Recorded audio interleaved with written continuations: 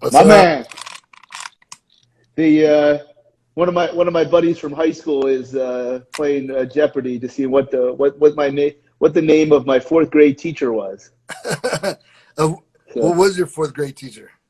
her name was Mrs. Dim, like the lights are dim. And my buddy claims that she's 86 and still alive, except I don't believe him for 1 second. So, how are you, man? Good, man. Do you think it would be better if I put buds in, or does it matter? No. I mean, I know I can hear you just fine. If anybody listening in thinks they need to hear better, then just put it there in the messages. But no, I think you're doing just fine. Sweet. You see, I got these big giant things on. They don't come off when you train, so it's Yeah. good. You're a pro. No, pro what? I don't know. What are we? Hey, I don't know. Hey, listen, we had this scheduled for a couple days now, like over the weekend or so, right? And I got a call this morning from a lot of people know my work in professional tennis with Milos Raonic. Right. But part of how I got an opportunity to work with him, there was a bunch of channels, but I had some significant tennis experience before that, and it was only juniors. And he asked some questions about, he's taking the coach that ran the school. It was, when I say Roddick, it wasn't Andy Roddick. Andy Roddick's brother was big into coaching, and they all had the same agent, blah, blah, blah. You know where we're going with this now, because right. He asked some questions about training a 12-year-old and a 10-year-old. Oh, yeah. And and I said, Myron, listen, because we just ironic. Myron is Canadian, and obviously I have a lot of opportunities through my work in Canada. So he actually, when I first met him, he had like this package, like of all these photocopies of stuff from Charlie Francis. So as a youth coach, look, tennis coaches, they have reputations just like all coaches, but there's so few that run to the elite. So anyway. Right. I said, listen, Myron, what are we even talking about here? The kid's 12.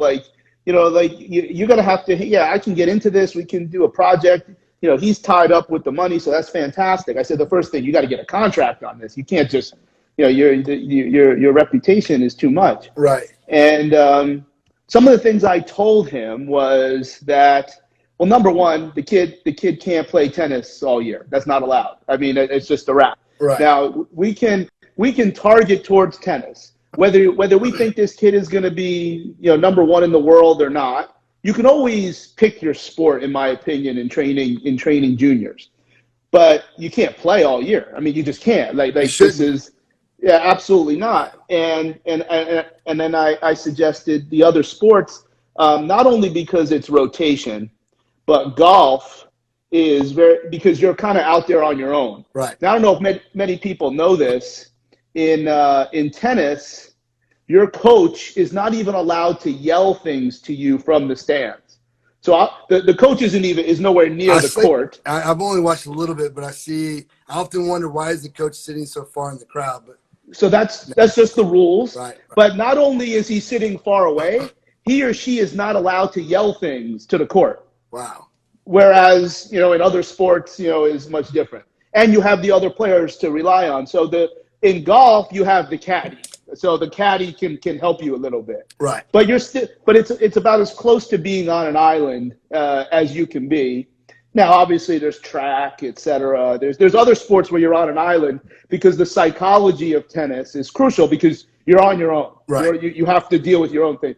And then I said, where I've gotten into the habit of making this recommendation for a long time now, I don't care what your sport is. I need everybody to get involved in either gymnastics or some form of martial arts. Or both. Well, yeah, obviously both. And in martial arts, preferably judo or aikido, and I'm sure there's others, because they involve a lot of falling. Because like, if I want my center fielder to go into the gap and just lay out, there's something mental that you're not afraid of what that feels like when you hit the ground. So if you learn how to fall and well, hell, put them into professional wrestling for all I care, because if you're that comfortable being in these weird positions, it's a good thing. Yeah, and I think that applies to every sport.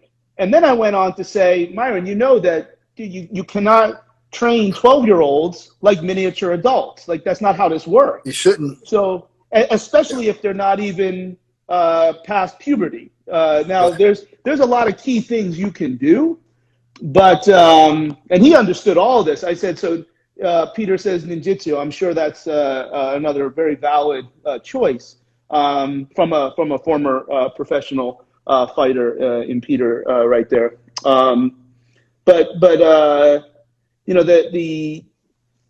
I said, you got to take care of the parents, because if they're looking to pay you what you're worth and you're Right. happy with the deal, that's a lot of money. I mean, Myron Grunberg was Davis Cup coach for Canada. I mean, this is not a you know, some dude that just knows how to coach tennis. And I said, you got to deal with these parents, and because, you know, I don't know that I'm always the best person to have that conversation, because of course, no matter what they hear or what they read, and no matter how many James Andrews and David Alchek say that you should be doing this, this, and this, they're still afraid that their kid gets lost in the shuffle by not keeping up. I've got one of my parents is on here right now. It's so funny. I'm looking at Jessica Grimsland that joined us. Yes. Her son is my top athlete. So yeah. So I got to be careful what I say now. Well, listen, I'll say it. You know, not only are you an elite coach, but you're also coaching something that has significant transfer to just about any sport there is. Right. And the other thing that Myra and I were talking about is, like, listen, if you do all this the right way at the age of 12 or whatever prepubescent is, they're going to become some kind of athlete. Like, it might not be tennis, but I also need them to play other sports that so they, if they're not good at it, they realize it's not that big a deal. Right. Whereas if they suck at tennis at some point, then dude, it's all hell. She said, Jessica said, parents can be the worst thing for their athlete. Except, honestly, except in her case, her son, she's trusted me the whole time.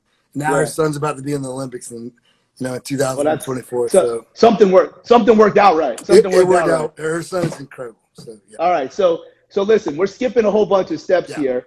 Over the last several years, your presence and because I've known you for years, et cetera, even before we actually met several years ago. We'll get into that. But over the last several years, as you've just made a huge commitment to social media. And every so often, one of your esteemed colleagues, which seems to be most on LinkedIn, seems to have some significant messages on training youth athletes, like who I'm talking about right now. Right.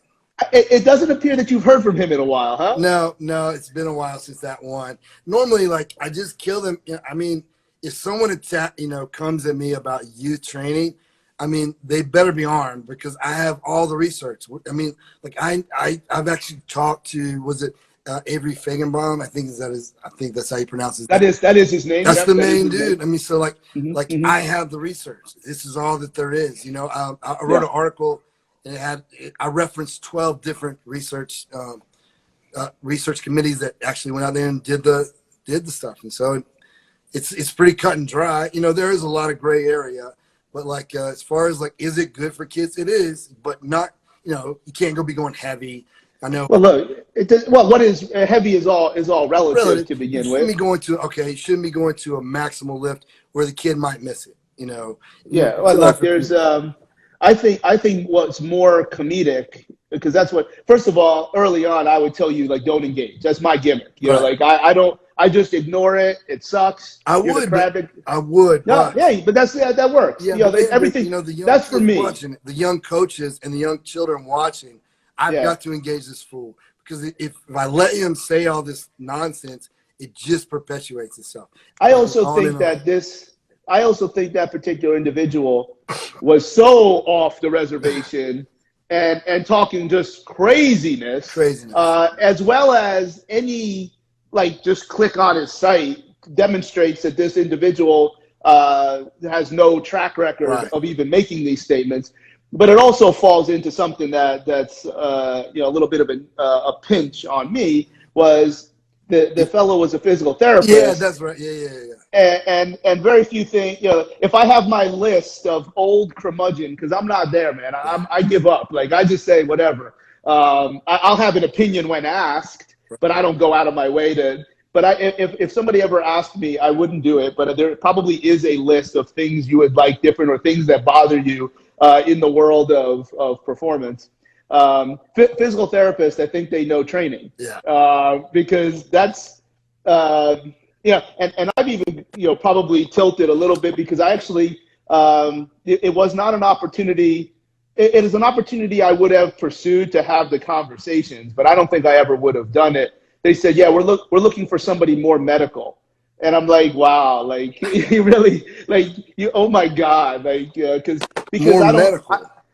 Well, I think I probably am more known in the performance space, and I definitely position my messages more in terms of strength and conditioning, right? Because I think those are the things that make acute rehab closer to irrelevant. Right. Now, there's going to be car accidents and crackbacks. I mean, that's going to happen. Right. But I don't talk a lot about it for a couple reasons. Number one, those rehab situations are so specific, and it's hard to generalize these types of things. And number two, I don't want people trying it. I already screwed that up. Right. Like, even though I talked about a lot of stuff that was in between rehab and training, but then that gave the authority of a lot of trainers to become bad physical therapists. Sure. And it gave the authority of physical therapists to become really, really bad coaches and trainers. You have so much of that. I often wonder why like certain PTs are PTs. Why didn't you go be a strength coach? And then on the vice versa. Why did strength coaches go to PT school, man? The last thing I want to do is work with someone's ankles. Like, I'm trying to get them incredibly strong and mobile, fast, explosive. So. And there's a lot of things that do live in both worlds for the right individual. Now, if you've got a blank slate and someone doesn't have any history of injuries, or the ones they have are well recovered and accounted for, you don't need that stuff. Like, I remember even at MARSOC, a lot of guys weren't remember at MARSOC, everybody's a little bit above the curve, even though there were some guys that were completely destroyed, especially the older ones, because they all came from force recon. I'm like, don't worry about all this mobility training. How about just touch your chest when you bench press? How about go all the way up and all the way down when you do a pull up, instead of this salamander nonsense? Right. But that was like some of those exchanges you would have with that fellow, because that's all he really wanted. He just wanted somebody to talk to him. Sure. He just wanted to get a little rub, as they say in professional wrestling. I mean, he looks so foolish, though. I mean, I don't agree with all publicity is good publicity. It makes you, if you're the PT and I'm just the strength coach, and I'm using all the, I back myself up with research, and you have done nothing. You're giving nothing but opinions. Then who's the fool? Well, I wonder. Well, look, I've seen every once in a while, and I don't really know why people do this, but hey, Charlie, did you see this video? And it's there's destroy me. Me too. And there's 7 or 8 comments that boost that dude. And so everybody's got their own fan club. And then it's but I'm like, yo, don't send me this shit. I don't, you're not helping me. Because if you catch me on a bad day, you're going to make my day a little bit worse. I don't care that these people are doing that. But one of the big things that I think he would, that anyone has this concern about is growth plates in terms of training. Yeah. And, I think it might be of use to use your experience with this goofball. Right. My experience a couple hours ago talking to tennis coach, where maybe the rubber meet the road a little bit, because this is stuff that I've written about years ago. Right. And it's really unfounded.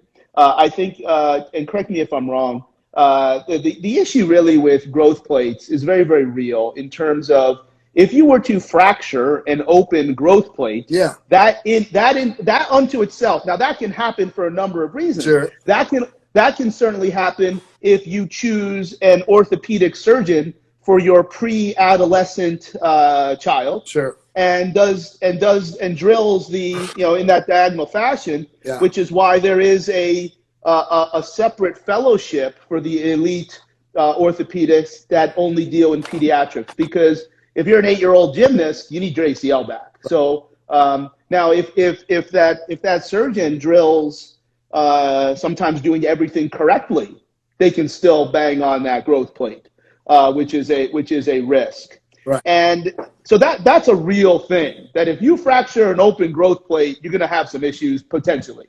But to say that weight training automatically does that, regardless of what you call heavy, like you can call, because right. if something's with good form and within the context of what you're trying to accomplish, I'm not going to say like it's 100% impossible, but it's pretty much impossible. Like there's no evidence to support Sure. that this thing happens. I don't know why people don't believe that. It's compressive forces are actually, complementary to the epiphyseal line. It's the forces that come maybe from a side, or what is it, like torsion, where you're going to get like a circular motion. That's when you're really going to hurt, the growth plate. But when you're just talking about direct compression from like some load, you're as safe as you can possibly get. It's just absolutely. It's like diagonal type forces. Now you got a problem, and that could be dangerous. So like what would be more dangerous than like, putting a light barbell on someone's back would be like when you're playing soccer and you put your foot in the ground and change directions. That force is going to be way more detrimental to a growth plate. However, they're not like a delicate flower. It does take something rather extreme to hurt it. But the point being is that is more dangerous than like, a barbell. That's what drives me crazy. You'll see a parent, cheering their son on playing football, and 8 years old. And I'm not hating on you for doing that. But then if you see an empty barbell, you don't even know the weight of it. Yeah. You're going to say, oh, you're going to get your son hurt. I'm like, that barbell is 2.5 kilograms. And he played football against someone that weighed the same as him, and they ran full speed into each other. Do you know what force equals? Yeah. Well, when they're leaving the ground, it makes an enormous difference. So because that goofball would bring up growth plates quite a bit. Yeah. And it's just unfounded. Now, I think other not so good things can happen if young people are training unsupervised, but I don't think that. Well, first of all, we're not even talking about growth plates anymore exclusively. Right. You're talking about, I just said, undesirable things. Lots of and yeah. That can happen to adults of all ages. Sure. If you train like an idiot, which at one point I think was the number 5 predictor of injury. Just training like a doofus. Like that's which can obviously mean a lot of things. Epidemiology doesn't really cull them out. So that was ironic that I had that call today, because I said I'm not the voice. I can't. I have no. I'm not. I'll say it once and that's it. Like right. And if I'm not a. Listen, they want to put a whole bunch of zeros. You try it more than one way sure. to get it done. But gosh, that's because the most of the parents that I started to talk about, and I practiced a lot of this. I had a client who was a legit decathlete at Stanford, so Pac-10. Right. So she's a real deal. Like if you're a decathlete, you're the real deal. In major division. Probably 1. the best athlete, I would say. Yeah. And her husband also played football at Stanford. So so they both really understood these things. And she was the president, or is the president, of one of the local little leagues. So these are conversations we would have. And I'm like, there's something unique in that individual that doesn't, like, nobody thinks about laying out to dive. Like, right. You just do it. Right. And nobody worry, or like, things that I remember how I played, because I'd like to say I didn't suck, but I had to play hard all the time. Me too. And like what made me feel comfortable doing that, like just to, I played goaltender in hockey like Dominic Hasek. Like I had the worst technique ever. But I was so little, so I had to do things that were just wild. So like for me to just dive and like look crazy doing it, like you didn't necessarily care. And even in my training in martial arts is Taekwondo, where there ain't a whole lot of falling, but there's a whole bunch of jumping and Right. twisting, et cetera. And she's like, that makes such perfect sense. So like when you put the kids on a trampoline and you have them doing flips and stuff, they're not afraid to be in these effed up positions. Right. And you know, I said, I want this kid to play like Nadal. Like this didn't happen on accident. Right. And then, you know, of course, going back to my particular conversation, look, man, tennis is riddled, you know, because it's such a niche sport, dare I say, white collar sport, you know, like where if you stay here, you're better than others. And like, there's nobody that's ever lasted. Right. They get burnout. They have all this self-talk. You just hope that they have millions by that time. And we've all grown up. With tennis, like how does it normally work? You know, I'm in the middle now of debating on like what is the best thing. You know, obviously my sport is weightlifting, Olympic weightlifting, and there's examples of almost everything working. But what is best is what I'm becoming curious about. But like, you know, what is typical in tennis? Do they have to start young to get really good? The thing is whatever the terminology is. I hope calling tennis white collar doesn't trigger anybody. There's certainly no intent on that. Whatever tennis is, tennis, golf, polo on horses. You know, there's a lot of sports that live in a very particular environment that seems to be associated with wealth. Right. Okay, so that one I was clean on that one. I had to think about how to say that. That was much better. Much better. Yeah, golf burst. And I think when those sports belong to that environment kind of keeps them there. Right. So there's this route that, okay, you have to only play this sport to get to this particular level. By the age, because I know this from when I was there, so this is probably dated information, but the data would say that between your ages of 15 and 16, you would have had to play in 4 pro-ams by that wow. time, right. in order for you to make it. But I would say, Myron, there's professional tennis players that don't play tennis because you have to be in a tennis club. You know how many towns actually have, courts and instruction because you can't just show up and play tennis. Right. You don't swing a tennis racket like a baseball bat or something like that. So the reality is, if we look at those types of sports, it probably would indicate that early specialization is the only way to do it. But we're also looking at America. Right. Tennis is hardly an American sport or even a North American sport. Right. So if you want to play the odds, play multiple sports. Now what's interesting, if we talk about some of the things that I know are close to you and I, those are sports unto themselves, but they're training for other sports. I would still, would love to see a competitive Olympic lifter get involved in other sports that at least have some of the same physiological qualities. Because look, whether you rotate with an incredible high rate of force development, or you move in the sagittal plane with your bar, with your hands attached to that is a neural focus. Sure. You're not, I mean, you can elicit carryover, but really what I think is more important is so that you can play another sport and have maybe more than one thing that can carry back over, but you don't care if you're good at it. And that's what I think is important. I do too. I think the kids I coach, the ones who are the best, have played a few sports, even though that they might have, most weightlifters, the case is they need to have started when they were younger too. I believe mainly because like as we get older, you get that, your prefrontal cortex is developed. And so your ability to discern risk is higher, which is in weightlifting is not a good thing.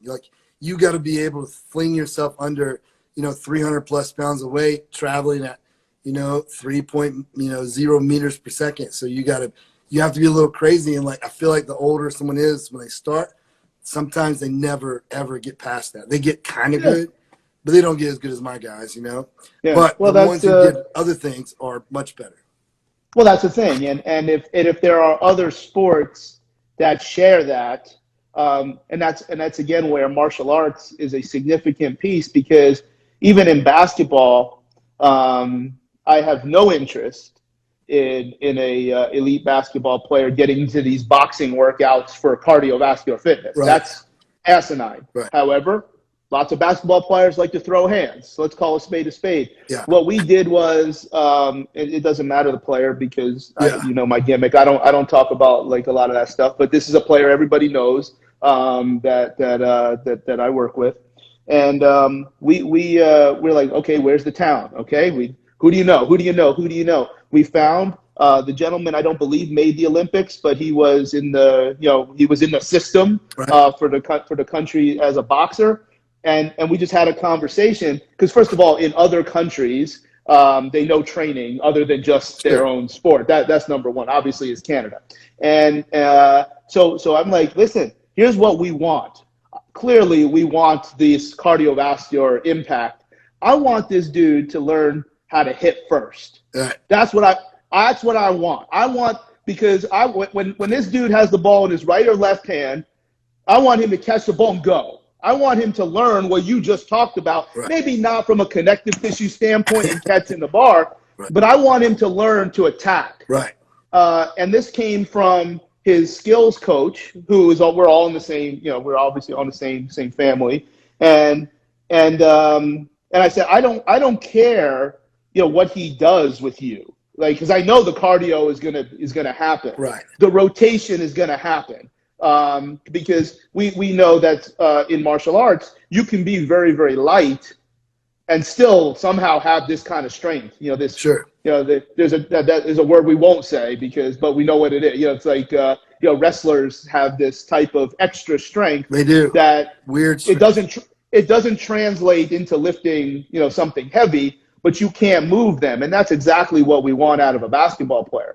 To me, you can train for connective tissue value without contractile tissue, meaning you're not going to do it really hard. That being said, to absorb force in this rotary fashion is so much basketball. I mean, when you're dribbling and you take a hit, it's so much sports. Yeah. But now, I'm not sure, I don't want these kids to be miserable and suck so bad at this other sport. I still think they need to be who they are, because especially in Olympic lifting, you got to walk on to, and I have very little expertise in Olympic lifting. I do have some expertise in these really true individual sports, like golf and tennis and powerlifting. When you walk on the platform, you already got it. You already know what you're going to do. And that's very mental. Yeah. Whether you've actually handled. If you're good, you do, yes. Yeah, so we need, you still need to play a sport that allows you to be good enough to dominate. Like, for instance, these kids in tennis, what we'll do is, let's say they're going through a growth spurt, and they're at the national level. They're at third in the country, but not the world.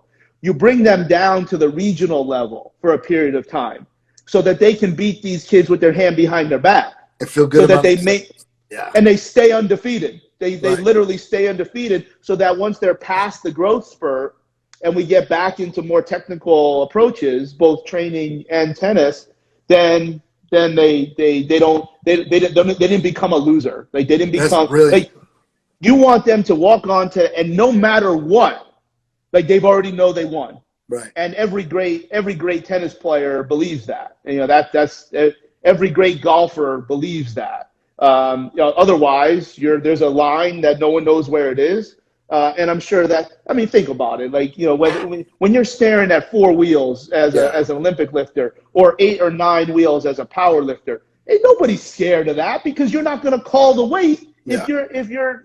So I think if you look at other sports that have some of the, even if you keep stripping it back, the physiological qualities that are the same at it, and it's going to have to be at a neurological level if it's Olympic lifting. But I love the idea of tennis, golf, diving. Right. Because it's only you. It's only you. And the only reason you're diving, which clearly has this vertical thrust that has to have something to do with Olympic lifting, but you're only doing it to get better at Olympic lifting. So if you bomb out and you finish 13th out of 10, you're like you thought it was cool. You got to play in the water. That's how you pick and choose. I imagine this is a conversation that your buddy on LinkedIn isn't capable of having. No, there's no way he's worked with an athlete. He has no examples of any of this. He can't be with his attitude. No way. Yeah. So I often wonder. Let me ask you this: so you say that all the great ones, they already know that they're going to win. So what do you have? Have you ever had an athlete who didn't? And so were you able to overcome that and change that around? Really? All right. I got to make sure I say this with because the volume of those types of athletes where in these particular sports at the elite level is not that many. So the bottom line is that in some of those experiences for me, even if I was expected to be this director, sometimes there would be a mental coach and because of the potential sensitivity of that stayed between the player and the mental coach. Right. So what I have seen, and this relates into almost all sports, I can give you a couple examples, and obviously most of these examples are going to be in basketball. We also see it in the NFL quite a bit. The basketball example is what's the first thing that you do when you win the lottery?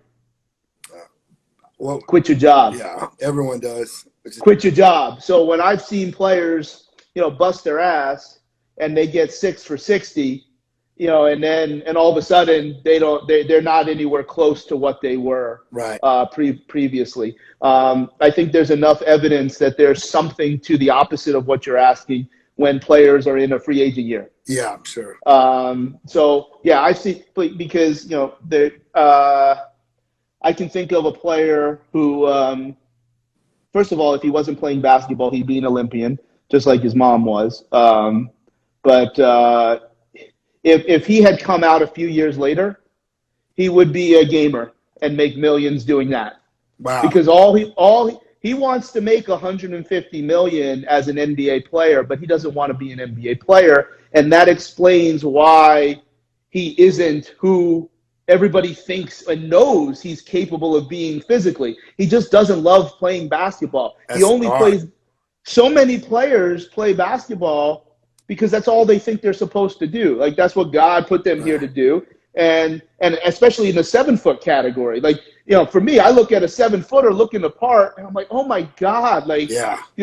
Or hell, if I was 5'9", I'd be a couple years, already had my coat in Canton. So, now in football, you probably know this from, I'm sure people that have gotten to that level. They don't love the game. They don't love playing football. It's a terrible sport to be like that. That's the worst sport if you don't love. So once they here's a story, and this is a true story, and this time I'll tell the player because I'm so proud of him, and I want to say things. Most of the time, 10 players that you think 9 is the opposite. However they're portrayed in the media is usually the opposite. Sure. And the player I'm going to talk about it's I'm not going to get emotional, but I want to make sure I put this in the best light is Terrell Owens. Right. And because there's a player an individual that is obviously very maligned when he got to Philly, where he had one of the most historic rehabs in the history of professional sports, and showed up in the Super Bowl. I was the only person he knew in Philly when he got there. Now it didn't matter, but like he would come to Sixers games, and people obviously, Charlie, you obviously know him. I'm like, yeah. So a few years before, him and Mariucci got into a fight, and the head coach and your superstar wide receiver. Not a good thing. And he basically didn't show up for camp. Oh, wow. And remember, this is several years ago where there was a much longer period of time where players would be expected to show up. Right now, it's a few days, that as mandatory. And in this time that he didn't show up, he chose to play minor league basketball in Glens Falls, New York, where I was in between my time in the NBA, between the two times that I had two different stints, and I was the head athletic trainer for a team, which would be akin to like AA. Wow. And he came and played, and I don't even know if people know this. His salary was $1 a week. Okay, that's for one. And he came and he was quiet, and he was generous. Obviously basketball players at that level, he had some leeches and he knew how to handle that.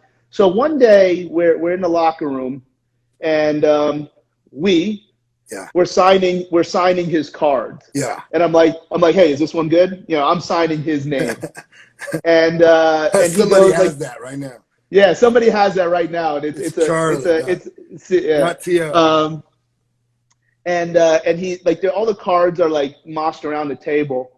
And he goes, look at this one. Yeah, I'm like, yeah. He's like, I took that one to the house. I'm like, what the fuck are you talking about? Like, you can just look at it. He goes, look, it was Green Bay. And I'm like, okay, it's clearly Green Bay. I'm like, yeah, but you can tell because the wall of Green Bay, but you can't see any other players in this picture. He's like, I remember everyone I took to the house. I'm like, all right, man, let's have this out. You are obviously not this person that the media makes you out to be. It's obvious, like that you're not who this person is. And he said, listen, man, I want to be here. Now look, he was a 6'5", 6'4", power forward at that level. There was no such thing as a fast break. Okay, so there are guys in the NBA that can do what he's capable of. It'd be like a big strong Rodman, which doesn't even exist in today's game. Sure. Like he couldn't do anything offensively, but it was a killer defensively at that level. He's like, I want to be here. I love basketball. I've always wanted to play basketball, but I can't find another job where I can make $56 million. No. I said, all right, it makes sense. He's like, so I do the things that I do sometimes because you can't play the game of American, he doesn't say it, but I always say American football. You can't play the game of football without like having this mentality, like what you're asking about. Like you're indestructible. You will destroy all comers. Yeah. And you take T.O., who's one of the greatest ever. I'm showing my clear bias, but he is in the Hall of Fame. Agreed. Even though they screwed him on the first year. And he said, like, I do some of the things that you guys see because it puts me out there. Sure. So if I run my mouth or if I do something and create something that maybe doesn't exist, it makes me have to perform. Otherwise, I can't perform, and I ain't about to get hurt because then I ain't getting my $56 million.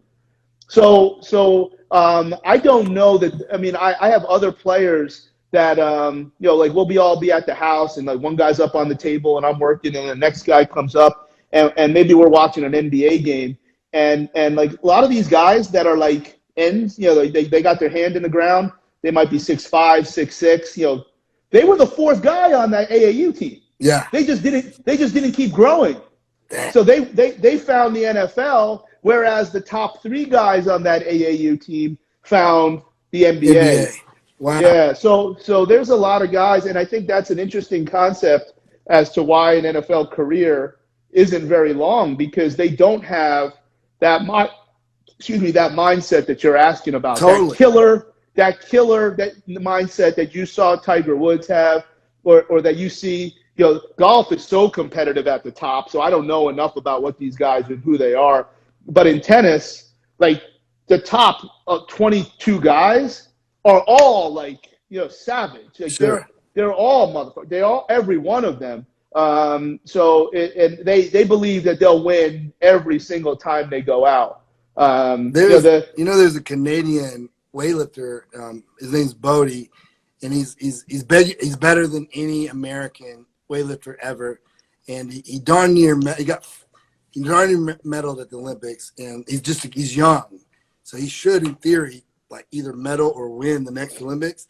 And he's very confident, to the point where most people, just like Terrell, give him such a hard time because they say, "Oh, he's arrogant. I'm like, what do you expect this kid to do? You're asking him to go out there, and this kid snatches 400 pounds, and he's a 96 kilos, so he's a 209. He weighs 209. You're asking him to go fling 400 pounds above his head in front of all these people but yet you want him to be like humble, like go try that. Good luck. Go try that. Yeah, go pick it up. Let me see you do it. He can't. You can't. He's right. Yeah. No, is weightlifting from a psychological level, in my opinion, weightlifting is a lot closer to tennis than people think. Sure. Just based on, look, I don't think there's, while someone is transitioning from the catch to the jerk, I'm pretty sure they can't hear what the coach is saying, even if you're allowed to say anything. In the sport of tennis, you're not allowed. Like it's a penalty. If the coach because you're probably yells, going to distract your athlete. So. Yeah. So now powerlifting is a little different because you can hear like one voice that says, back, do this. Yeah, sit back, which we've heard millions of times. Yeah, like or you're hearing that, waiting for that one voice to say up. When you get down there. I'm not sure why that is, but that's obviously part of it. But it's a little slower. Weightlifting is quite a bit faster. Yeah. You're talking about powerlifting is happening at 1.8 meters per second. Weightlifting is happening at 1.8. Yeah, 10 times. So, well, now we can go back to. I think we met at the Perform Better conference many years ago in Charlotte, where you're out in Western North Carolina. I am. On my drives to Columbus, Georgia, down 85, there would be a sign that said Hickory. So I guess that's where you're from. That's where I'm at. And usually I would, if somebody were to start bothering me, I'd be like, shut up, I can bench press more than you. That stopped when you came to the Perform Better conference. So. Now, we're roughly the same age, and when people don't know powerlifting or don't know deep into it, they look at some of the things that I did and like, oh my God, like, okay, I wasn't bad. But there was clearly a level above me in the middle to late 2000s, which I don't really follow powerlifting that much anymore. But I don't think it's like it can't. There's no way it's like 2008 or 2009, 2004. Like there's no way it's like that. Where you were at that top level. In my mind, where I was a spotter and loader at the greatest powerlifting meet ever, which would have been, 2006 in Glens Falls. That's where that was a big one. And you? I don't think you were there. No, my dad passed away, so I set that out. That's when the 1,000-pound deadlift took place, right? Yes, exactly. And I was one of the loaders of that bar. And it's, I'll show people, hey, look, there I am. And I'm like 215 or like whatever I was at that time. That's the bad man, Andy Bolton. Yeah. Yeah. So I would have expected to have met you there. But listen, like that, over those 2 days, it could have been like 50 of the top guys. Because that's when the IPF guys, call it like what it is. They all got tagged, and the standards of performance enhancing drugs were different in the WPO. We just call it like it is. Sure. They tested, and then they all got thrown out. Yeah. Especially the top guys, and then they just happened to just show up. Yeah. And it was the first. I remember sitting next to Louis. And he's like, we have to go back to the gym because Bill Crawford, who's my mentor, the gym was not where it was the same grounds on the hotel, sure. but his gym his gym was in the old church of Fort William Henry, which was a real fort during the Revolutionary War. Oh. So Louis was like, we have to go back because I need to see this Russian kid deadlift. And it was, I don't know his first name, but it's probably Alan Kutcher. Yeah. This 165 kid who puts his legs out to touch the walls and basically moves the bar deadlifts. 3 inches. Yeah. Unbelievable at 165. And I remember Yarambosh, just dominated. And he comes in, and remember in that style of lifting, everybody broke parallel, but you didn't have to touch ass to grass. Right. This dude was wearing Olympic lifting shoes and is taking like 9 whatever at 275.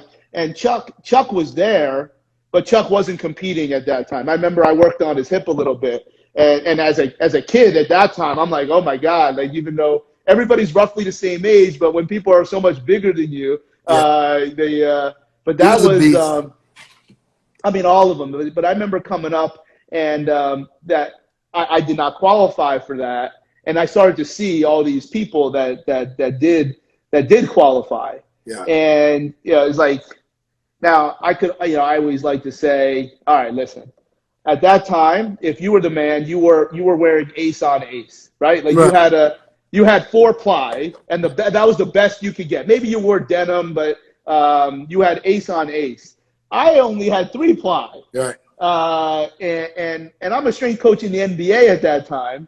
And I remember people would be like, don't worry, man. Like these guys build their entire life out of powerlifting. Right. And then do everything else. Like you're doing it the opposite. And obviously I was clean at that time. And look, people would rag on me. They rag on me to this day. And I'm like, I didn't do it. I didn't make that commitment that other people made. You saw the dudes that made the gear. What was from Finland? Oh yeah, metal. They were all there. Yeah. Like the guys that you see in these videos. What's his name? Oh my God. Yeah. He got in a lot of trouble lately. He made some remarks and pretty racist, I guess. But what was his name? I can't remember. Yeah, he was a 275-pound dude. I don't want to say his name because I might say it wrong and then he's gonna get mad at me. Yeah. But he's in big trouble now. I think his whole country. But he owned the company. Yeah. And it's like, but then Jeff Lewis was there. Oh yeah. Oh, now it's like you see this dude that's like probably 500 pounds. Yeah. Burying squats. Like it was. I don't know what's happened to powerlifting, not burying squats anymore, but now it's terrible. So yeah, I don't follow so much anymore. I just know that what I did, people are doing now, like raw. Like it doesn't even matter, which is interesting because are people really getting that much stronger? I don't know. It's who knows? I do wonder. So Bill and I know they're not really connected much anymore, but his number one guy at the time. Ano, by the way, Ano Tertianen. Yeah, Ano, yeah. I remember seeing him lift. But another fellow who really coached me up was a fellow named Sebastian Burns. Oh yeah, he's a good dude. Him and Bill were great. I don't know what happened. It's whatever. My respect is to both of them. And so I don't know how old I was. I couldn't have been like 25, 26. And I'm sitting and we're having dinner, and they're like, Charlie, we'll have you opening up at 585 on the bench if you stay here the rest of the summer. And I'm like, oh my God, like to have this, to look at these suits, because now it's like I'm 5'4.5", so sometimes you look at people that are taller than you, or like I'm around the football, NFL, and basketball guys. Like I might be literally now 20 years older than some of these young dudes, sure. but because they're so much physically larger from height, it's sometimes hard to remember that what people's age. Yeah. So now I did bounce a 595, but I didn't open up with it. So I didn't. They revolutionized bench pressing, even raw. Yeah. I think even the raw benchers would have to say that the majority of the changes come from those dudes. So yeah, and that's I like to look. My bias is again very clear, But Bill has his master's degree, from Boston University. I didn't know that. Wow. Yeah, the things that we would talk about, and getting the bar as much lower than any raw bencher Right. would ever get, was based on his master's study, which was explaining why, I don't know what type of monkey or ape they used, but like me, you, and three of the strongest dudes in the world are going to be pulling, and the monkey's just standing there like, okay, when are you going to start? Right. And what he learned was, or like what he reported on in his master's study, was that because the tendons are so long, right, then you have less area to disperse the force.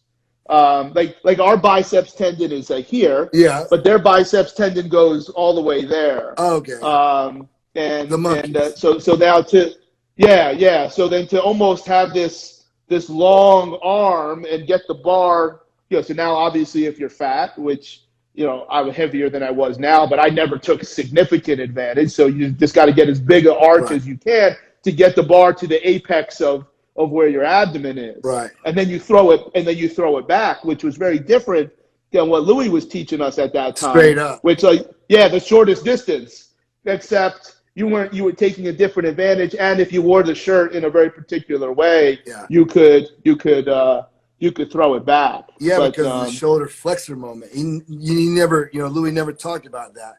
But like, exactly. You throw it back, you instantly shorten that. And so, it makes it way easier to lock out. So, well, if you load up the shirt in that way, which then, at any given moment, that thing could fall over your face. Right. Then you could take advantage of that with the shirt. Right. But then we would train that way raw with boards. So now you're taking, because like you might warm up, and I don't remember what my warm up would be to these other dudes, but like Sebastian was just ridiculous. Or when Bill was rolling, they would take 5 and 6 wheels, and they were like belly benching it. They were taking it off like looked like their belly button. Maybe I was doing 3 wheels at that time. Right. But then you could start to do some really massive things off of 2 boards. Sure. So that you weren't just taking the board down like when you see guys now on videos, like just to cut the distance. You were taking it so low that you were trying to almost get it to fall off the board.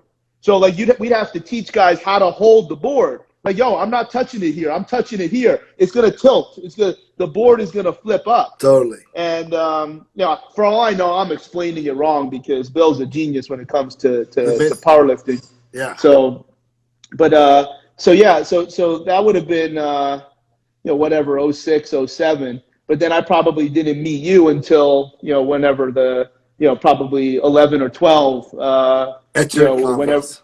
Yeah. So, and then at that point, you were really just training folks, right? Like you weren't necessarily athletes. But that weekend is when I visited Muscle Driver USA because they had is a professional weightlifting team.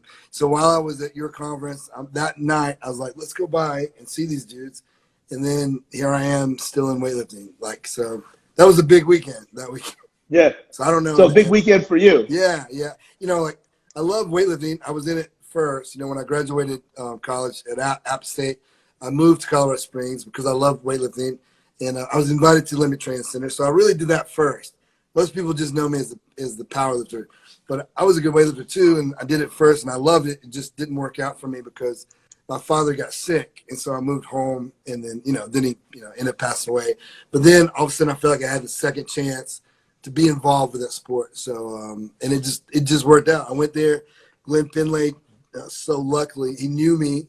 It was so lucky that he just happened to know me, and so which I barely knew him, and then we became friends. And next thing you know, I was working with them, and then, I'm still in it, and I got 30 Team USA athletes. So yeah. Wait, so you bunked up in Colorado Springs, right? Yeah, I went there. So when I graduated college, I literally had $200. I got in my car and drove 23 hours to Colorado Springs. I knew that Wes Barnett was a coach at the local World Gym there. So I went straight to that gym. I didn't even go look for a place to live. I went to the gym. He was there, and I was like, hey, man, you got to coach me. I just drove 23 hours. I need a good coach. He was like, no problem. But then just so happened the owner of the gym was there working out with him. He's like, where are you going to work? And I'm like, and I have no idea. He's like, do you need a job? I'm like, yep. So he gave me a job. Then from talking to those dudes to walking outside of my car, one of the trainers was like, where are you going to live, man? And I'm like, I don't know. And he said, you want to crash with me? I'm like, sure. So literally within an hour, I had the coach, a place to work and a place to live. So it was like, that's awesome. And here I am, it's crazy. Destiny is a real thing, I guess. Well, you just try to do the right things and be someone that people want to be around. When everybody has their story, and I'm not I don't typically get excited to tell mine because a lot of people want to hear it. It's nothing more than entertainment because you can't reproduce it. Right. The only thing you can reproduce is just try to be great at what you do, and that's actually subjective. No matter, you should always think what you're doing is the greatest. I do, but other people may not agree. I agree. And then you just got to be pleasant to be around. You know who was out there too was this is so lucky. Think about this. Then there was T Nation had just put up camp there in Colorado Springs with Dr. Leahy, the ART chiropractor. So within a week, I met that guy. I met Dr. Leahy, Charles Pullican, all the dudes at T Nation, like Tim Patterson, TC Loma. Yeah. I'm like, it was just, and I was just getting embedded with all this strength and conditioning. I would go there every day because I knew that someday that's what I wanted to do. I wanted to, to be a coach like Charles. I thought he was like the man. And so we became friends. He gave me like an internship. And so I just met so many good people. And then, the next person I met was Louis Simmons. Then I meet Coach Joe Ken. And so I got very lucky. I think, when, again, I think a lot of people have really cool stories like that. And I feel the same about mine where I say I'm lucky. And one of my very, very good friends, just based on the years he has on me, he's like an older brother. I like to say I have a lot of older brothers in the profession. Mentor is kind of cliche, but if they're not that much older than you, they're just older brother. Right. Chris Poirier, who's a general manager at Perform Better. And I don't remember how long ago, but it was a little while ago. And he's like, Charlie, stop saying you're lucky. Just stop it. Like, you're not lucky. I'm like, dude, if I told you my story, right, it's beyond luck. Like, if all of these little things didn't happen, then it doesn't even, like, if this disappointment didn't turn into that situation, it wouldn't have turned into that explosion. Sure. And he's like, nah, because you worked hard, you deserve blah, blah, blah. I said, all right, Chris, how about this? All right, I hit a double off the wall, but somebody still had to let me pinch hit. And, that's where, I know, we probably share some similar things from a spiritual level.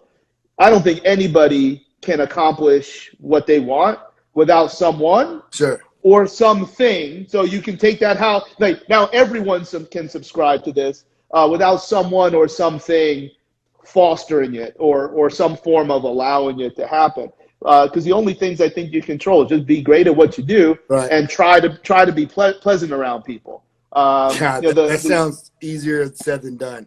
Because most people miss the boat right there. But if that's interesting to people, I think it's largely entertainment. But I think people would be very, very surprised if they read, and it's a very old book now called Outliers by Malcolm Gladwell. Yeah. I mean, these are I'm talking like Bill Gates' story is this potential where it maybe never, ever would have happened. Sure. If this one little thing didn't go the way it went. And Gladwell's basically, or sometimes it goes the other way where, the highest IQ of anyone ever on record. Yeah, I think the dude won one game show, but he came from a horrible home, where his mom was bouncing around and the kid got beat up a bunch. So now one of the most intelligent men to ever live never really did anything super special. and outliers can work in both directions. So I'm okay saying lucky. I don't think that makes me look bad or whatever. Right. But I get it. Like, you make your own luck in some way. It's like this volleyball game. It's like, yeah, it's luck. Well, you make your own luck. Well, luck is Right. where opportunity and whatever meet, or some of these sports Right. cliches I or mean, I whatever. can I say don't know. what I really believe is I'm blessed, but like I feel like Yeah, people would grasp luck more than they're gonna grasp, like that's no question. what I Yeah, yeah, believe as far as a God. So like I just hope they see in my life, yeah. God. So I that's I a big uh, one. I've used that series of words as it relates to something spiritual, and I'm like, take that how you want to take it, Yeah. because if somebody it can mean one thing, it can mean another, but I really started to find a strong grasp of that word during my brief time at Marsoc, simply because you have to, like, what these guys do is they kill people. Like, their job is Sure. to kill people. Like, that's Sure. their job. They protect the country by killing bad guys, Good for and them. sometimes our guys get killed. Yeah. So how can there be this gracious thing if this is being allowed to happen? And you have to believe. Right. So That's that's getting why into a very deep yeah. theological discussion. Yeah, and that's why the choice of words that I choose to use is really kind of honoring that. I probably would never have said things like that before my time there. Sure. But also, like, if you believe in something, I don't care what you believe in, but you got to believe in something. One way or the other. Yeah, like, you can believe in anything, Sure. and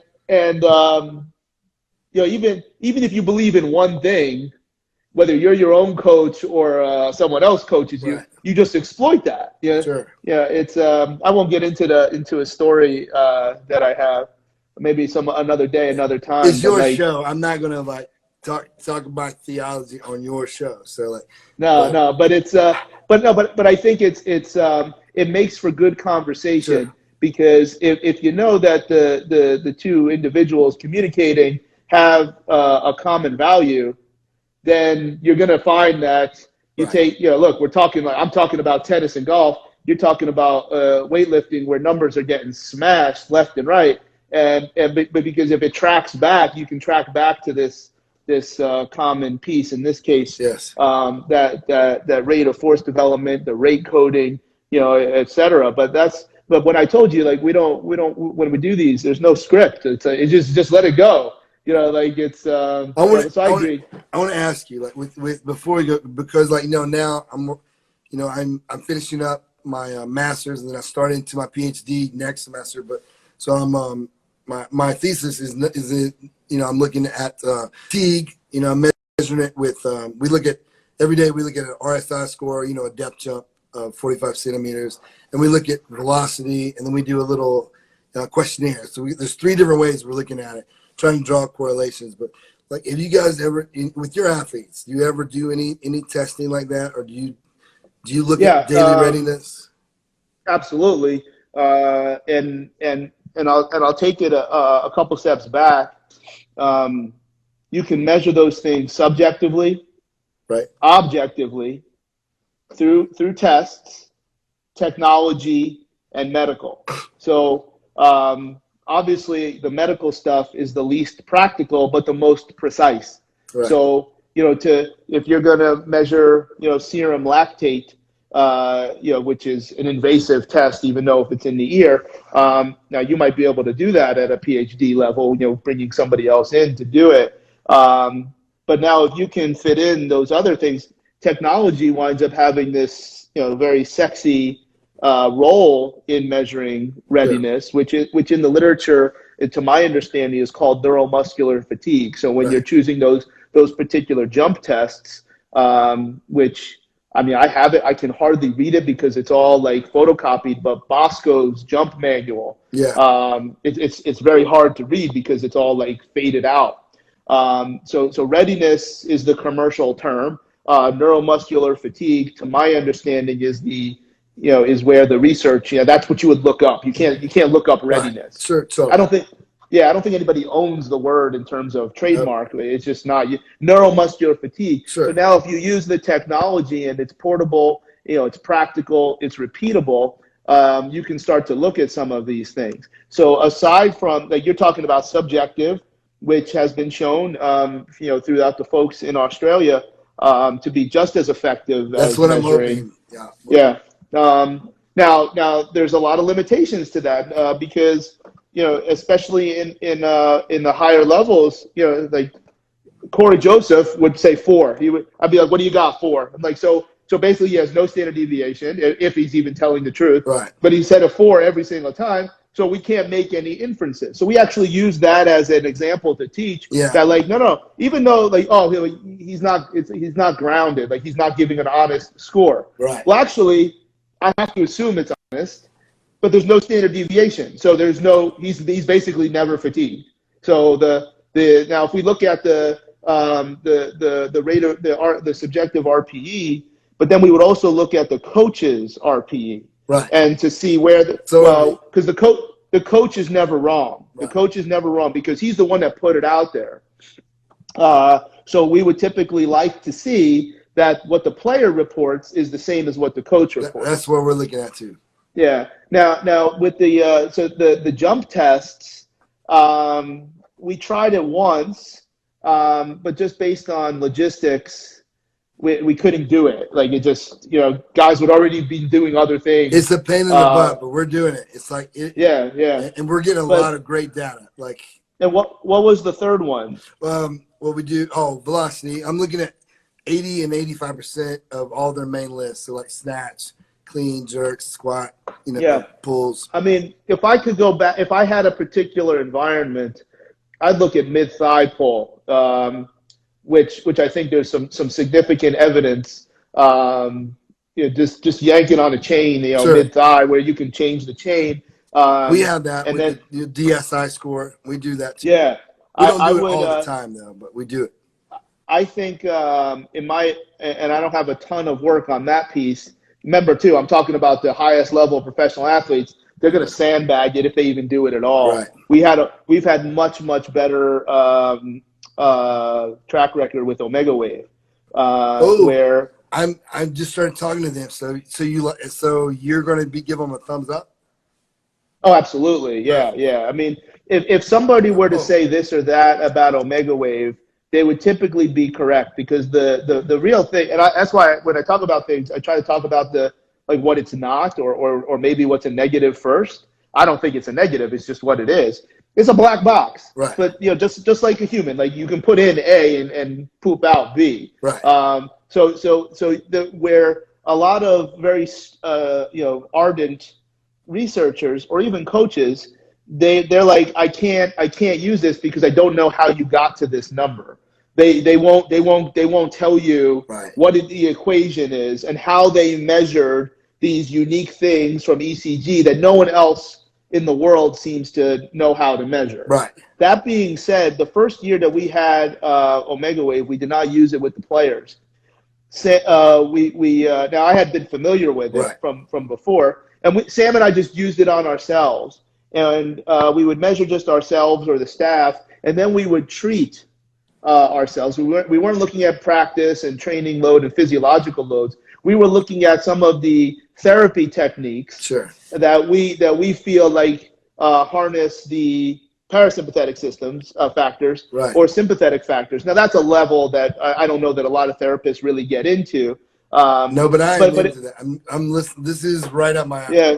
Well, the reality is when it came to that initial pilot that we used, because we already bought it, and also, by the way, we paid full price. We didn't. But what we did get was this education, which I can get to, and this research partnership. So I can send it to you. It was a poster study in Vienna in 2016, where because we were able to have relatively the same team 2 years in a row, we were able to demonstrate probabilities of wins and losses based on trends in RMSSD, DC potential, Sure. omega potential, same thing. I've read all the research. So then you must have read the study that has my name on it. So that's now that's just a poster, so it's not it wasn't a full blown. And the problem with Omega Wave is that there's a lot of measures that are very meaningful, but it would never get through into research. It would never get published because someone else has to be able to reproduce it. Sure. So RMSSD that it reports is the same RMSSD that if you had the trace, you could write it out yourself. Right. DC potential is not this magical, Eastern Bloc, thing. There's other modalities that can measure DC potential.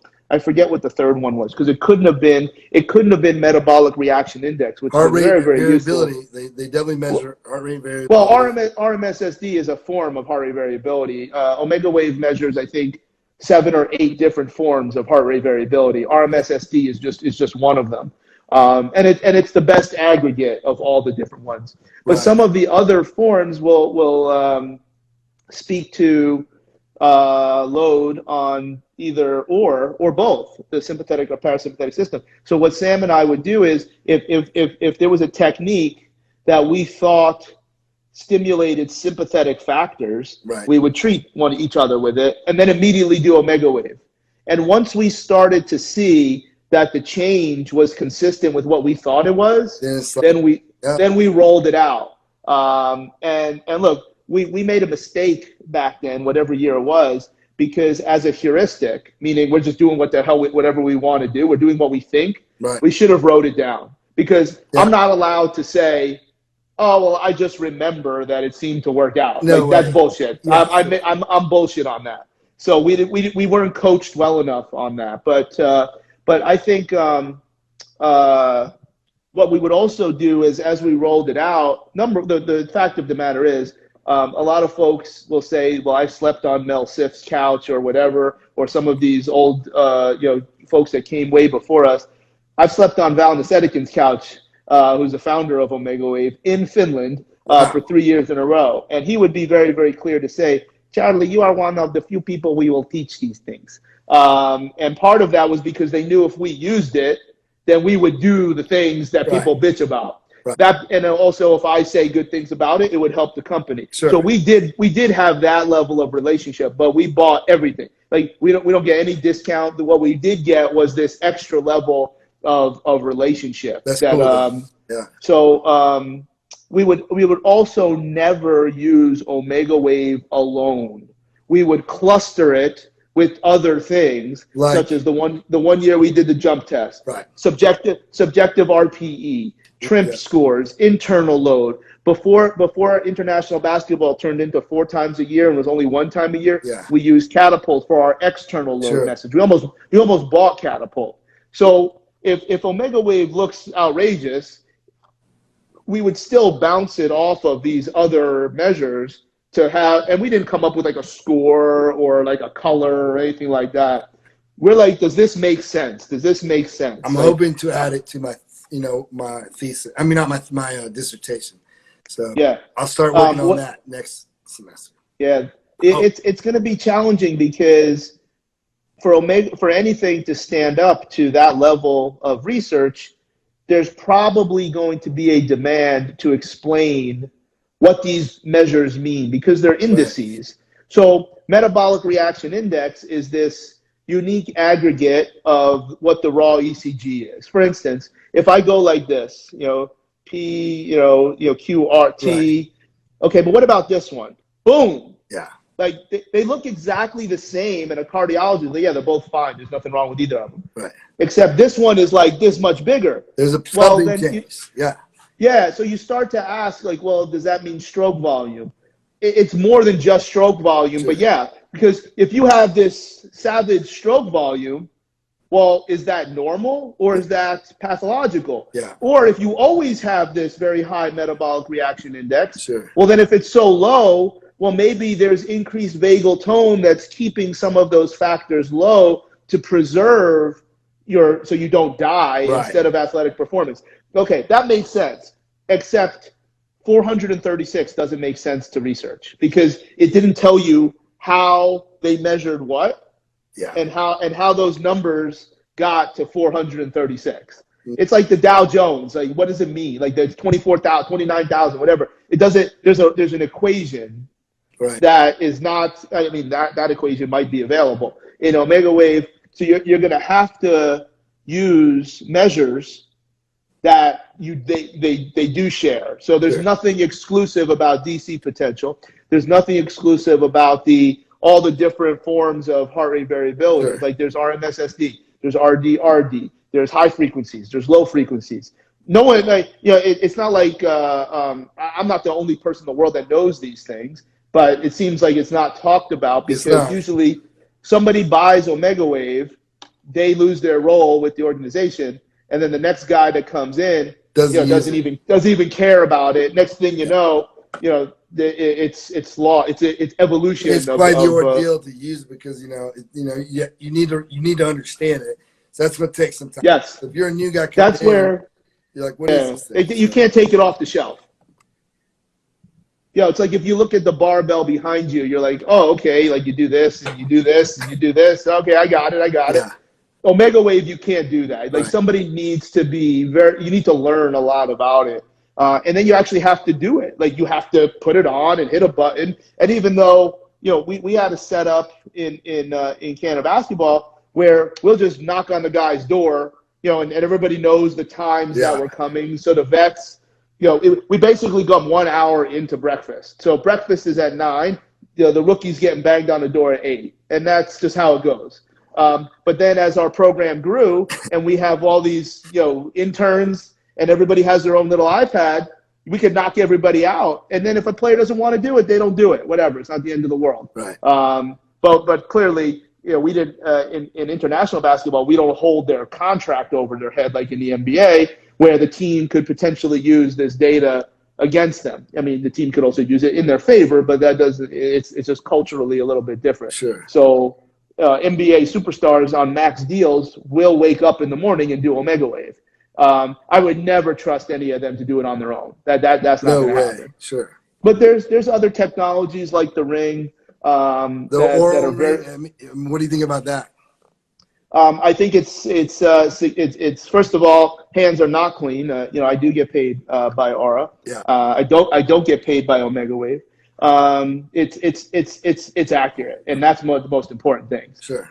It doesn't give you nearly as much information as Omega Wave, but you don't have to do anything. You're just wearing this. So when I leave this on and I wake up in the morning and I just open the app, it syncs, and you're going to get temperature, you're going to get heart rate variability. Sweet. And they're measuring heart rate and heart rate variability during this period of time where you're not awake to the world, but your body is awake. Right. I don't even know if this area of sleep has a time. Now, it measures the amount of time you're sleeping based on if you're lying down and your heart rate drops below a certain level. Now, it also measures the stages of sleep, but I just want to see more. Like, I would say it's useful for you. It is not going to be useful to compare you to me. Right. So you just want your stuff to be better. Because if you take the polysynthography, which is the study of the sleep trace, right, you'll never find better, at least the last that I reviewed everything, 80% agreement. So me and you are the two best, sleep researchers in the world. And we're looking at the exact same trace, and we're like, yeah, this looks legitimate. There's nothing crazy on here. They seem to have. I understand their errors, meaning like what do they take out? These are all questions that people should ask when they buy a wearable, unless they don't care. They just want to wear a toy. But they should. You and I would be looking at this. We would agree that these are valid traces. You and I are only going to agree 8 out of 10 times maximum. Right. So with Aura, my suggestion as a sleep tracker, you just measure against yourself. Right. But you're going to get a very valid heart rate. You're going to get a very valid RMSSD. You're not going to get all the other ones for Omega Wave.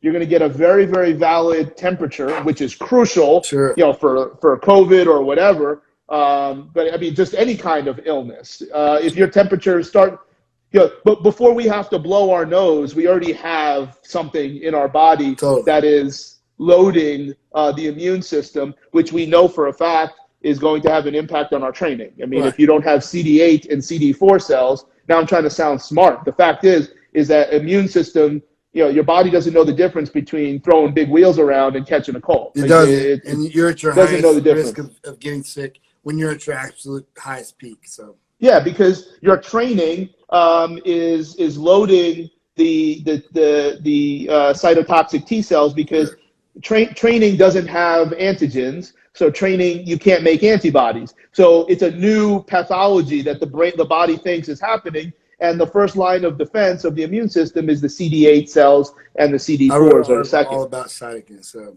Yeah, so it's that. So when we look at temperature, you will not get that from right. Omega Wave. Right. And when it comes to temperature, the finger is the most valid. So if you're wearing something here, your temperature is bogus. Oh, yeah. Now, but people don't know that, and that's like, I didn't slam anybody. And plus the cool part is, like, because I'm very careful, because I am paid by the company as a consultant. I'm not telling, like, I'm giving you information that I think a consumer should ask. Like, Sure. Don't believe me. Go out and look yourself. Don't just say, well, because so-and-so wears this thing on their wrist. It's garbage. Like, there's a reason. It's what I'm saying is true. Now, golly, if you could do Omega Wave and Aura together, there's a lot of potential direction you can take your training to. Right. But you should never dismiss subjective, like what the athlete says. Yeah. You should never dismiss your eyes and your gut as a coach. Right. Most people that are pushing these technologies are like, it just oh yeah, all you need is this. No, you need all of those things. No. You need your jump test. So what? Because you're going to find sometimes your jump test is awesome, right, and your Omega Wave is in the poop.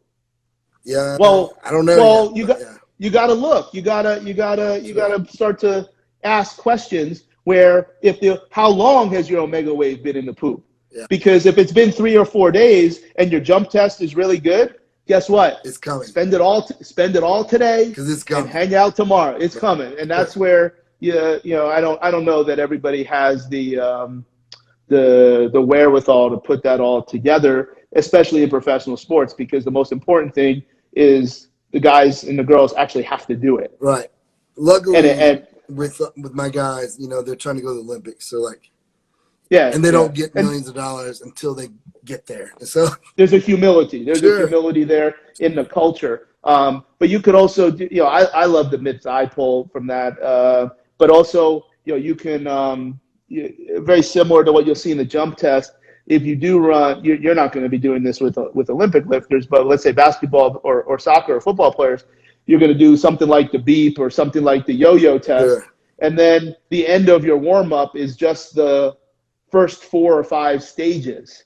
Right. And if you see a standard deviation that's different, well, unless they're not dogging it in the first 4 rounds, it's easy. And you could crawl and get it. Right. Not so much the beep, but the yo-yo test, or Keir has a new test that he put out there. So if you just do the first couple stages and somebody's underwater, it could be it can even be an unreported musculoskeletal injury. Right. Like if your knee hurts, you're going to run slow. Like it's one thing I would say about the depth jump, we've tried both. Just a regular jump and then a depth jump. Like if you're like an athlete, like a weightlifter or a tennis player, something where the neuromuscular system is super important, it tells you a whole lot more than just a jump. Because the change of direction, you're going to look at the the muscle spindles, the Golgi tendon organ. I mean, you're going to look at actually tighten. So as far as elasticity, so it tells you a whole lot more. And I tell you what, it told me a whole lot more than I even thought. I thought I'd just do some tests. I'm just trying to get through this thesis. But then I started seeing that just so happened my number one weightlifter scored my highest RSI score.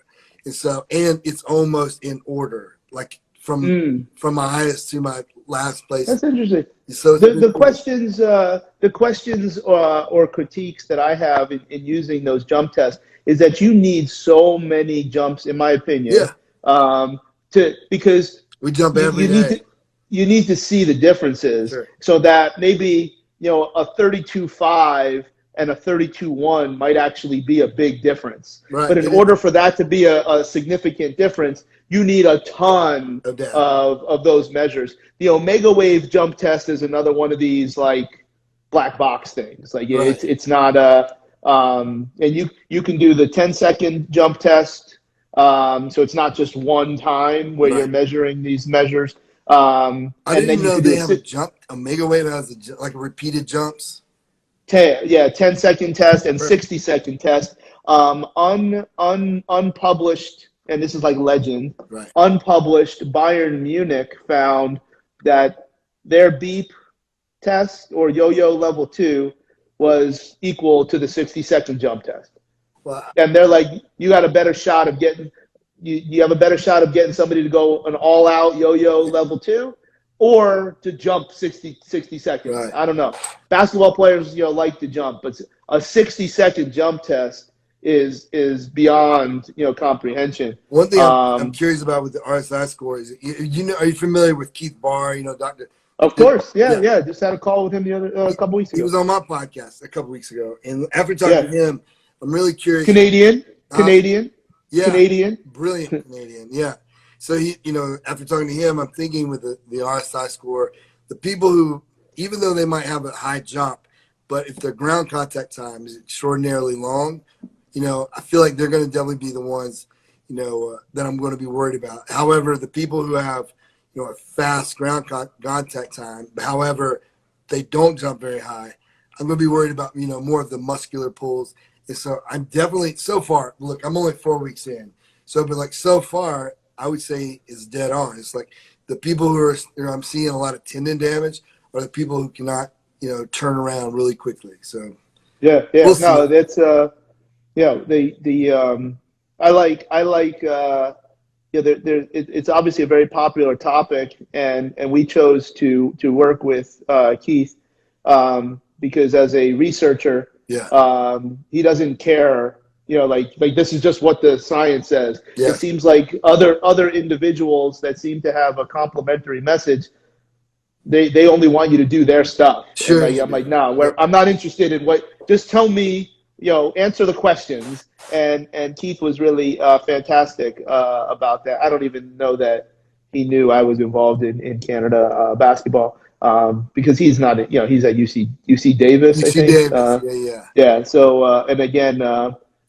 I just find this is very first. It blew my mind. I'm like, well, I'll tell you what. I'll be very, very honest, and like I said with Omega Wave or Aura, we were very happy to make a donation to his lab. Because I don't think I just have this thing about like it's not about spending money. It's about if people knew if people. What they got for free and how they push messages. Sure. I'm always very, I paid for the information that I got. And that's why I'm not even going to share all of it because, I think Keith Barr is a significant individual to listen to. But that would fall, like you see the readiness has all these different layers. Sure. And then if you put them all together, man, like you can manipulate some things with a fluid form of periodization. Yeah, that's the money. We're already playing around a little bit, but it's going to take a year. 2 years, maybe a quad before. I'm perfect. But I'm already like I know good and well. Like one of my athletes for sure, when his RSI score is high, he's about to do something extraordinary. It's only happened twice where he's like, it's like all of a sudden way higher than normal, and both times he's done extraordinary things that have never even been heard of, like. Have you ever heard of a 148-pound guy jerking 420 pounds? I saw it in my own eyes. 148 pounds. I don't think I was 148 pounds in 8th grade. Yeah, me either. So, I saw it with my own eyes. And then he cleaned 400 pounds, on another day was extraordinarily high. So, but then on the other days, because a guy like that who's so amazing, he's going to be at high risk of injury too. So, but on certain days, we don't let him go hardly at all. So we learned quite a bit on understanding why certain guys become tendon guys, and Sure. why certain guys become muscles. Right. That, it's like, well, this dude is the fastest dude on the planet, and he always has a muscle injury. Right. I'm like, well, and he explains why, and I'm like, oh, so basically he can either be him or and be hurt at least a couple games a year, or be slower than him and be available. He's like, yeah, you can't have it. You can't have it all. That's what he said. Keith Moore said the goal would be to try to like peak them like once every quad. And so, and you get to where you push that threshold. He said literally to find out you need to push them until they pull something. And then make sure you've really tracked your data. And then Yeah. but then you got to be measuring all the things. And in that, if we're talking about football, you got to be measuring external load, like how much ground they were actually covering, right? Or how much tonnage, right. And how they were throwing it around is that's actually not hard to do. It just takes a long time. Sure, it takes time, and you got to have an off season to where you can get this guy hurt and not cost the game winner or something like that. Yeah. And so I was and this is very hard in the NFL where they're not in controlled settings for the off season. Sure. It'd be very scary too to take someone making $100 million and be like, hey, I'm gonna push you till I hurt you. Yeah. Well, look, they get hurt, and look, now you're getting into my world and how I make money, so I don't want to say too much of negativity, but it's very disappointing to see because listen, that's how I go 20-10. That's how I go for 100 yards and crawl and take it to the house. And it's like when you don't have those opportunities and you could do something better than that. I mean, you got guys that are out for the year, three season-ending injuries in about 18 months. I mean, you're doing something crazy. I mean, like, how can that possibly? This is a Pro Bowl level player and has had 3 season-ending injuries. So he got away with one because it was the last game of the year in the playoffs. Then he got hurt in camp the following year, and then he just got hurt again yesterday. So you can figure out who it is. Like it's ridiculous. Yeah. And this dude's a monster. This is a Pro Bowl level player. And I would say, like, if I was working for a team, I'd be like, yeah, just tell him to hit the skids, give him whatever money you have left. He'll never this is a joke. He's an idiot, yeah. Well, I don't know that he's an idiot. I know that he's doing the wrong things, and he's trusting the wrong people. We've all trusted the wrong people at certain times. Yeah, like it's he's not an idiot. Maybe he is though. Maybe he is. And the way he trusts, not an idiot, makes poor decisions in who he trusts, probably. That's a kinder way of putting it, maybe, but. Yeah, but look, there's when you look at some of the information that's out there as to why so-and-so is a muscle injury and why so-and-so is a tendon injury, it should answer a lot of questions that I think people find very elusive. Sure. The dude's too fast. That's why, right. nobody wants to get into that. I think he makes a good point, how we always have the argument of how strong is too strong or when should someone stop working out. I got to, after talking to him, I would say never. It's just like the amount is going to be the key. Obviously, if you let this dude, you let Usain Bolt never lift and just sprint, then he gets hurt. So so he lifts not necessarily to get faster, to keep from getting hurt, so he can train longer to. Well, that's the thing. I've talked for years about what does it mean? Like, if you're going in the weight room, what does it mean? And if you're going to lift weights, what does that mean? You can lift weights to do cardio. You can lift weights for this. You can lift weights for rate of force development. You can lift weights for limit strength. You could what is it that you're doing? And why? Just because you're in the weight room doesn't mean you're doing the same things all the time. So we can look at using heavy things in your hands strictly for injury prevention. I don't care. I've talked about Tristan Thompson, where the one of the summers that we did have an opportunity to spend a lot of time. I'm like, I just want you to front squat 135. The dude is an absolute monster. I have wrestled him. I begged him to stop, because he couldn't really do anything to me and nothing good was going to happen. But I'm like this dude is a load, an absolute monster at 6'8.5", 255 pounds, and he's not even the biggest that there is. But like, well, why would you only want him to do that? Because if you move slow, meaning you're not trying to move fast. I'm not even putting him, ding, ding, ding, ding. Like, you will just train connective tissue. Sure. That's it. I don't care if he gets strong. He can already do everything he needs to do. Right.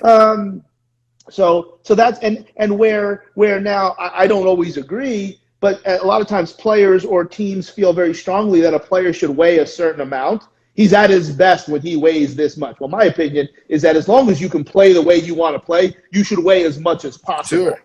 There's too many good things that happen with inertia. You don't have to push as hard. Sure. Anyway. But a lot of these guys, they don't want to lift. Now, I mean, look, this is now a cascade of how I think, because you talk about Omega Wave, and now if you lift very intensely, your DC potential goes up, sure, and your precision activities go down. Right. You're not going to have that problem. Right. The only precision you have is that catch, and if they start missing the catch then you know their DC potential matters. Sure. But if you're a special teams guy, I don't really care what your DC potential is. Let it go through the roof. Bang your head against the wall like a movie, right before the game, and it's fine. Yeah. But I definitely don't want my quarterback doing that. He'll do it another time. No way. Yeah. So I don't know. That's there's so much. This has been a lot of fun. Yeah. Let's call it there. I know there's some question. Mark had a question for periodization. Travis, I'll go first. My opinion is that if you can run weekly microcycles in today's day and age, it's probably the best way to periodize. You probably have a much different situation because you can treat competitions as as training days and peaking times.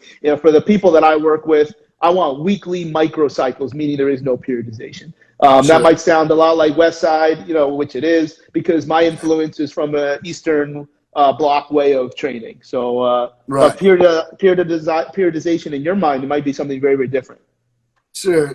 Well, for us, it's 4 years, so like, I've got this one kid who's like, he's ready right now. So what I do with him, now I got to be worried a little bit that, how far can I push him to get him hurt? So like, we don't have to get like 20 kilos stronger. We just need to get a kilo here and a kilo there and just, continue. You can't stay. People are like, well, just, they'll be like, just stay where you're at. And that doesn't happen. You're always going to go up or down. So we're going to keep going forwards. It's going to be a long approach, a very well thought out approach. And we're going to use a lot of, readiness tool. We're using velocity. If his velocity's off, we're going to call it. If his RSI score is off, we're going to call it. So he's rarely going to miss it in training, if ever. You're pushing more towards, what is probably not recognized as a real form of periodization, which is fluid periodization. Sure. Because you're using all these metrics where, right, look, classic periodization for a 15-year-old, and I know you're training a lot of kids that age, but dude, just do an old school, sure, add 5 pounds every week like we did when we were training, in the basement. Granted, we have that. Like I have it. If you look right now, I'll show you, up till 2024, but it's just like day to day. It's just an outline. It can change based on what the scores tell me. And like, some of these dudes are so far off.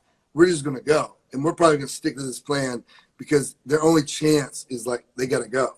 But with puncher's chance, right. With Ryan, we got to be very smart and like not get him hurt, and like we got to pick when we compete. Like he's gonna do 3 competitions, but we're only going to peak 1. Otherwise, the other ones we're just going to like, it's a training day. So like, it's just right. So it gets really complicated when you're doing Olympic sport. You're trying to peak once every 4 years is crazy. But but it's I don't know. I mean, for me, it's weekly microcycles. And then Zion's. Listen, I don't know. I've never worked with Zion, so I don't know. But he's a beast.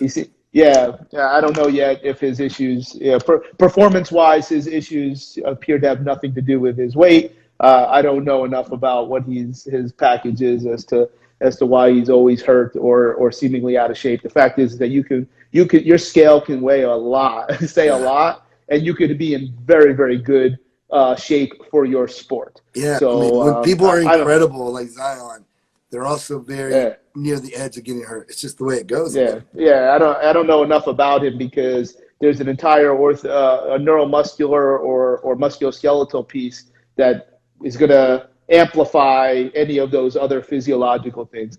My point is that if you are who you are and you weigh more, you're probably better. Like good, you want it. You want this. Yes. Now, if you weigh too much, where your fitness is affected, if you've got too much hypertrophy that you can't get your arms across, or you can't catch a barbell like this, We so I won't can have only that, snatch.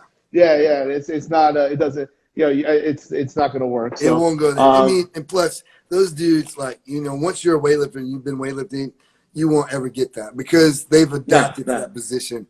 100%. You can do all the 100%. you want, and they're going to be able to have a beautiful catch, They're going to do this one. They're going to, I can't do it. I can't do it. But I can snatch a little bit. Snatching, I think, I personally believe every athlete should overhead squat just because, to be in that bottom position with an open chest, especially powerlifters, I feel like when they get to where they can't, they're just going to, it's a matter of time. You're going to get hurt. Hey, so. That's a tenet of some of the, that's a tenet. Lower body flexion with upper body extension. There's a lot that can be read into that. Totally. So. I wish I had done more of that while I was, we all wish we'd done things a little differently. Oh my God. Yeah. So, all right, man. Let's he has call it one there. more. He said need more than 135 on there. Do developing basketball players. Of course, you would think, but I don't know. I don't know that answer. I don't know. If they can play like Jordan, it doesn't matter. Doesn't matter. Yeah, it doesn't.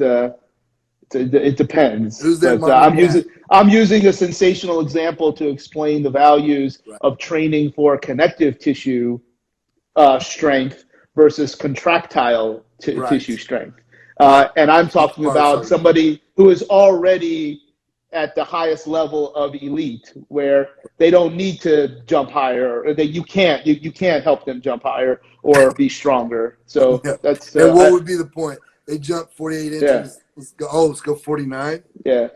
So Mark, I don't have a clear answer for that one, but thanks, man. All right, man. Let's call it there. All right. All right, man. Thank you. All right. Well done. All right, man. Bye-bye.